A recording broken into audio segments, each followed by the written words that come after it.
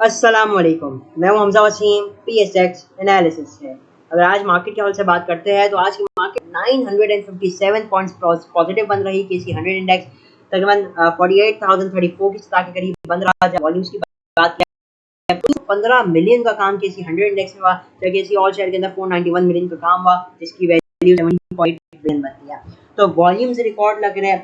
जहाँ आज month closing भी था, तो मतलब मार्केट ने आउटस्टैंडिंग क्लोजिंग दी है मंथली बेसिस पे भी, उसको हम चार्ट पे भी देखेंगे। और ये जो क्लोजिंग है मंथली बेसिस की, ये 6 इयर्स की हाई की है। आप समझ लीजिए इससे पहले ये जो था वो मई 2017 में क्लोज आया था केसी 100 इंडेक्स का। उसके बाद आज जाके वंस अगेन मार्केट ने उस लेवल को बीट किया। तो 6 साल हाई की क्लोजिंग आई है मंथली बेसिस पे मार्केट की, ठीक है। तो एक बहुत बड़ी चीज़ है। हाँ, इसमें कोई शक नहीं कि आइटम्स 6 साल हाई पे बिल्कुल भी नहीं है, बल्कि वो कई साल लो पे है। इसके अंदर आप जाहिर सी बात है, जब पहले 48,000 पे इंडेक्स था तो उस वक्त डीजी खान 120 था आपका। जो दूसरे बेशुमार आइटम हो जाते हैं पीएसओ 250 300, इसी तरीके से शेल 300, आपका नेशनल रिफाइनरी 600-700, अटक रिफाइनरी 300-400 रुपये। तो नो डाउट वो रेट नहीं है, लेकिन इंडेक्स को किसी हद तक किया जा रहा है। और हमने देखा कि इसमें एक बहुत बड़ा हाथ आपके ऑयल एंड गैस के स्टॉक्स का है, जो कि हैवी वेटेज भी होते हैं, तो उनकी वजह से भी मार्केट में एक अच्छी खासी मूवमेंट आ जाती है। अब ऑयल एंड गैस सेक्टर के अंदर एक अच्छी मूवमेंट देख रहे हैं, उसकी वजह क्या है? सर्कुलर डेट के हवाले से न्यूज़ जो सर्कुलेट हो रही है कि इनकी पेमेंट्स की जाएगी तो बड़े डिविडेंड एक्सपेक्टेड है।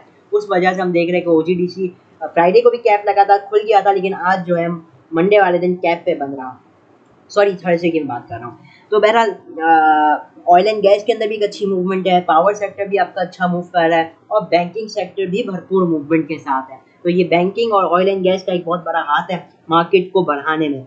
जहाँ पे बाकी सेक्टर्स ठीक है, मिक्स है, जैसे ऑटो के अंदर टाइम बाई टाइम परफॉर्मेंस आती है, टेक्नोलॉजी में भी कोई बहुत ज़्यादा परफॉर्मेंस नहीं आ रही, स्पेशली सेकंड 30 स्टॉक्स के अंदर तो बिल्कुल ही नहीं आ रही, जिसके अंदर डबल जी एल टीपीएलपी हो जाता है, तो ऐसे आइटमों में भी नहीं आ रही, ठीक है ना। तो इस वक्त ये कुछ चीज़ें, फिर सीमेंट और स्टील भी इतने दिनों से सोया हुआ था जो आज जागा, ठीक है ना। और आज मॉनेटरी पॉलिसी की अनाउंसमेंट भी थी, जिसकी वजह से मैं वीडियो भी थोड़ी लेट बना रहा हूँ।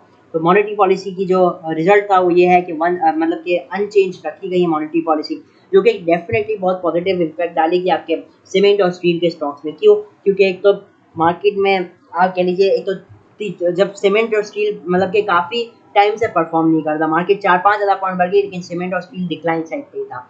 तो अब ये कि वो क्यों था? क्योंकि लोगों को डर था मॉनेटरी पॉलिसी में इजाफा आ सकता है, जिसकी वजह से हम एक प्रेशर देख रहे थे इन स्टॉक्स के अंदर। तो अब जाहिर सी बात है, एक तो उन्होंने इतनी रैली भी मिस की, तो उसको भी कवर अप करने की काफ़ी हद तक कोशिश में होंगे। तो बहरहाल ये कुछ सिचुएशन थी मैंने बताई, जहाँ पे अगर बात करें डॉलर के अंदर स्लाइड इजाफा हुआ इंटरबैंक मार्केट के अंदर, जहाँ पे टॉप एक्टिव स्टॉक्स में इससे पहले हम सबसे पहले डेली एक्टिविटी पे टॉप कंट्रीब्यूटर्स और टॉप लूजर्स की तरफ।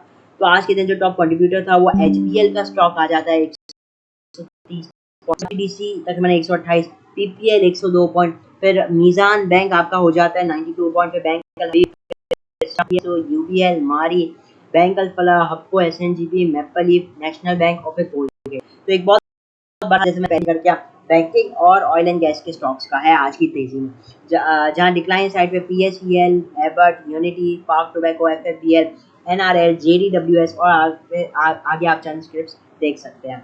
जहाँ पे टॉप एक्टिव स्टॉक्स की हवाले से बात की जाए तो डब्ल्यूटीएल 3% नेगेटिव बन रहा है, तकरीबन 49 मिलियन का काम हुआ, जबकि इलेक्ट्रिक 12 पैसे पॉजिटिव, सिनर्जी 13 पैसे आपका पॉजिटिव बन रहा। जहाँ पे आगे स्टॉक्स को देखते हैं, जिसके अंदर आ जाता है पीपीएल 6.7% के गेन के साथ, ओजीडीसी भी अपर कैप है, पीटीसीएल के अंदर भी आउटस्टैंडिंग मूवमेंट, बीओपी के अंदर भी एक अच्छी मूवमेंट आई, जब पाकिस्तान रिफाइनरी 30 पैसे पॉजिटिव, हबीब बैंक अपर कैप पे एक वक्त पे गया था, और टेलीकार्ड भी एक कुछ मूवमेंट आई इसके अंदर। या टॉप एडवांसेस को देखा जाए तो आईजी आईएल हो जाता है, इसके अंदर भी एक अच्छा इजाफा हुआ पे, एचबीएल इन्वेस्टमेंट फंड, ओजीडीसी हो जाता है। इसके साथ फिर आप देख सकते हैं सर्विस ग्लोबल फुटवेयर हो जाता है, फिर एमसीबीआरएफ अभी सेविंग्स एंड इन्वेस्ट डिविडेंड अच्छा आया था, गालिबन शायद 4 रुपये का आया था, जिसकी वजह से इसका लास्ट डे भी अपर कैप था, आज भी अपर कैप पे रहा। ट्राईपैक फिल्म्स अपर कैप, जहाँ अल अब्बास शुगर मिल को भी एक अच्छा खासा इजाफा हुआ, जहाँ टॉप डिक्लाइन साइड पे मोस्टली इललिक्विड है सिवाय एजीएल के, एग्रीटेक, इसके अंदर कुछ गिरावट हम देख रहे हैं। तो बहरहाल ये तो कुछ आज की मार्केट के हाल से हो गया। अब चलते टेक्निकल चार्ट पर, टेक्निकली मार्केट को देखते हैं। तो आज की डेली टाइम फ्रेम की क्लोजिंग आउटस्टैंडिंग मतलब आउटस्टैंडिंग वॉल्यूम्स, ये वॉल्यूम्स ये आप कह लीजिए कि काफ़ी अरसे के बाद देखने को मिले हैं। गालिबन एक आध साल आप कह लीजिए 11 से 12 महीने बाद ऐसे वॉल्यूम्स देखने को मिले हैं। जहाँ पे अगर मैं बात करता हूँ मंथली बेसिस पे, तो आज 31 जुलाई है, मंथ क्लोजिंग है, ठीक है। और मंथली बेसिस पे जो ब्यूटीफुल कैंडल आज के 100 इंडेक्स ने दी है, वो डेफिनेटली काबिल तारीफ भी है। 15.88% सिर्फ 1 मंथ के अंदर इजाफा 6581 पॉइंट बन जाता है। जहाँ मैं अगर इंडेक्स के लो की बात करता हूँ, जो इसने रखा था गालिबन जनवरी में रखा था, और वो था 38,135 का। उधर से अगर कैलकुलेट करते हैं तो आज के 100 इंडेक्स उस लेवल से 26% ऊपर आ चुका है, तकरीबन 10,000 पॉइंट, ठीक है ना, रफली मैं बात कर रहा हूँ। 10,000 पॉइंट तक भी मार्केट ने रैली कर ली है। तो यही होता है रैली में।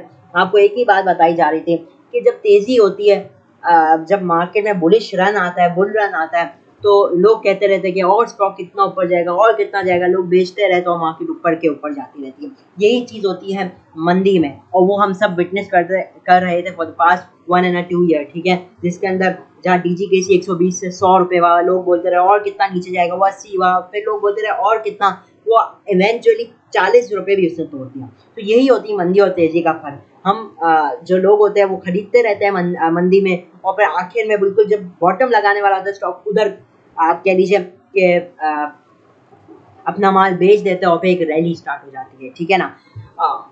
एक बात हमेशा याद रखें कि no high is a high in a bullish market, ठीक है ना।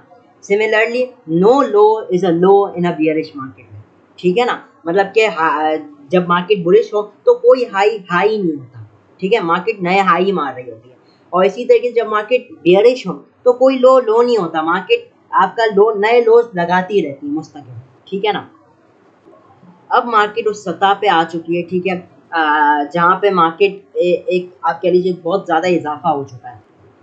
अब आप देखें तो मैंने जैसे पहले भी कहा कि मंथली बेसिस पे 6 साल हाई की क्लोजिंग है। इससे पहले ऐसी हमने देखी थी तकरीबन मई में, जब इंडेक्स क्लोज हुआ था 50,591 पे। उसके बाद की हाईएस्ट क्लोजिंग आज आई है 48,000 के ऊपर, ठीक है। वॉल्यूम्स को देखते हैं अगर हम लोग, तो वॉल्यूम्स भी आप कह लीजिए तकरीबन 2 साल हाई के ऊपर है। तो ये एक बहुत ही बुलिश चीज़ है, बहुत ही अच्छी चीज़ है कि इन्वेस्टर का कॉन्फिडेंस भी वापसी आ रहा है, ट्रेडर्स का कॉन्फिडेंस वापसी आ रहा है। और एक बात हमेशा याद रखें, cut your losses short and let your winners run, ठीक है। मार्केट ऊपर जा रही है, जाते रहने दे, बस स्टॉप लॉस को ट्रेल करते रहिए, ठीक है ना। बीच में आप अपनी मर्जी से आ जाएंगे, शॉर्ट सेलिंग करने स्टार्ट हो जाएंगे, तो आप आखिर में मार ही खाएंगे, ठीक है ना। तो आप मार्केट को कभी भी अपोज नहीं कर सकते, आप मार्केट को कभी भी आप कह लीजिए चैलेंज नहीं कर सकते, ठीक है। इस वक्त मार्केट ने एक अपना इंपॉर्टेंट आज सपोर्ट लेवल लगाया 47,850 का, ठीक है ना, या 800 आप कह लीजिए। इसी को अपने इंट्राडे स्टॉप लॉस लगाइए और ट्रेडिंग करते जाइए। ऊपर की तरफ जा रही है, मार्केट को जाने दें, 47,800 का स्टॉप लॉस है, इसको मार्केट में कर दिया। पॉसिबिलिटीज, ठीक है, कि मार्केट थोड़ी एग्जॉस्ट हो जाए इंट्राडे में, ठीक है, वरना मार्केट का ट्रेंड अप ही है इस वक्त। रेजिस्टेंस लेवल की बात की जाए तो 48,100 का इमीडिएट रेजिस्टेंस लेवल, इसको मार्केट ब्रेक करती तो अगला लेवल आएगा 48,300 फॉलोड बाय 48,500, और इसके बाद जो मेजर लेवल आ जाएगा वो 48,800 से लेकर 900 का लेवल होगा। तो ये इस वक्त लेवल है मार्केट के अंदर। मार्केट के अंदर वही आपको स्ट्रेटेजी बताई गई, तेजी करते रहिए, स्टॉप लॉस को ड्रिल करते रहिए। पहला जो स्टॉक हमारे पास मौजूद है वो है DG Khan cement. DG Khan cement की मैं बात करूं तो ये काफ़ी अरसे से एक हायर हाई के सिलसिले में चल रहा है। आप देखेंगे मुस्तकिल ये हायर हाई मारता है और जो लो होता है वो प्रीवियस लो से ऊपर होता है। तो ये एक अप ट्रेंड के अंदर ही ये पहली निशानी, और अप ट्रेंड के अंदर मतलब अगर हम बेस्ड ऑन दिस ट्रेंड के हवाले से बात करें तो इस हवाले से ये अगर इस ट्रेंड को कंटिन्यू रखता है तो मोस्ट प्रॉब्ली ये 58 रुपीज़ 90 पैसे को भी ब्रेक कर सकते हैं, ठीक है ना। मैं सिर्फ बात कर रहा हूँ ट्रेंडिंग के हवाले से, लेकिन हमारा काम क्या होना चाहिए, हम काम करें किस बेसिस के ऊपर, स्टॉप लॉस और टारगेट और ब्रेकआउट, ठीक है, लेवल्स के ऊपर काम करना है। स्टॉप लॉस को भी डेफिनेटली मद्देनज़र रखना होगा, रिस्क और रिवॉर्ड को मैनेज करके चलना होगा। तो डीजीकेसी का इमीडिएट जो रेजिस्टेंस लेवल है वो 56 रुपीज़ का है आवरली बेसिस पर। अगर इसको ब्रेक एंड सस्टेन करता है तो अगला लेवल 56 रुपीज़ 70 पैसा, फॉलोड बाय 57 रुपीज़ 60 पैसा और 58 रुपीज़ 90 पैसा। तो ये लेवल्स रहेंगे डीजीकेसी के लिए, ठीक है। याद रहे लेवल्स के ऊपर ही सिर्फ काम करना है आप लोगों ने, और मतलब कि ब्रेकआउट पे ही काम करना है, ठीक है ना। ऐसा नहीं कि बाकी सीमेंट बढ़ रही है तो इसके अंदर भी एंट्री ले लो। ऐसा नहीं है, आपने काम करना है तो ब्रेकआउट के ऊपर ही काम करना है। फेक ब्रेकआउट्स को भी अवॉइड करें, मतलब कि अगर ऊपर जाए तो वेट करनी क्लोजिंग की। अगला जो स्टॉक हमारे पास मौजूद है वो है ISL इंटरनेशनल स्टील। इसकी बात की जाए तो इसका इमीडिएट रेजिस्टेंस लेवल है 49 रुपीज़ 10 पैसा। इसको ये ब्रेक एंड सस्टेन करता है तो अगला लेवल आएगा 49 rupees 80 paisa, followed by 50.8 and then 52 rupees. ठीक है ना, तो ये लेवल रहेंगे। वंस अगेन रिपीट कर देता हूँ, 49 रुपीज़ 10 पैसा का इमीडिएट रेजिस्टेंस लेवल है। अगर इसको ब्रेक एंड सस्टेन कर दे तभी ये मूवमेंट बना सकता है 49.80, फिर 50.8 और फिर 52 रुपीज़। ठीक है, तो ये रहेंगे ISL के लिए लेवल। अगर आप एंट्री लेते हैं ब्रेकआउट के ऊपर, स्टॉप लॉस 48 रुपीज़ 20 पैसा का रख सकते हैं। अगला जो स्टॉक है वो है अटक सीमेंट पाकिस्तान ACPL। इसको करंट रेट पे बाई कर सकते हैं। स्टॉप लॉस 88 रुपीज़ का रहेगा। पहला टारगेट 91 रुपीज़, फिर दूसरा टारगेट 92.50 और फिर 94.50 का लास्ट टारगेट रहेगा अटक सीमेंट पाकिस्तान के लिए। स्टॉप लॉसेस को ध्यान में रखना है और क्या कहते हैं, आपने टारगेट को भी देखना है, रिस्क और रिवॉर्ड को मैनेज करके ही चलना है। ठीक है, स्टॉप लॉसेस को इग्नोर नहीं करना है। अटक सीमेंट स्विंग और इंट्राडे दोनों के लिए बहुत ही अच्छा रहेगा। अब बात करते हैं कुछ एनालिसिस के हवाले से। OGDC हमारे पास पहला स्टॉक है, इसके हवाले से काफ़ी लोगों के पास ये मौजूद है, कुछ लोग बहुत प्रॉफिट में हैं। तो इसके हवाले से मैं बात करूँ तो देखिए, OGDC के अंदर आपने एक स्टॉप लॉस लगा लेना है। किसका, अभी आप लोग बता देना 96 रुपीज़। ठीक है, ये आप लोग का स्टॉप लॉस रहेगा 95 रुपीज़ 90 पैसा, और चलते जाइए, इसके साथ चलते जाइए। इसके अंदर पोटेंशियल जो मौजूद है वो 101 रुपये से 102 रुपये तक का भी मौजूद है। ठीक है ना, मैं जानता हूँ मुश्किल लगता है ऐसे हालात में जब ये इतना ज़्यादा रैली कर चुका है, लेकिन मैं बता रहा हूँ उसके अंदर इमीडिएटली जो टारगेट बन सकता है वो 101 से 102 का भी बन सकता है। ठीक है, बीच में बहुत सारी रेजिस्टेंस है, उसको मैं हाईलाइट कर देता हूँ। वो है, पहला रेजिस्टेंस लेवल 100 रुपीज़ का होगा, मतलब 100 से लेकर 100 रुपीज़ 50 पैसा।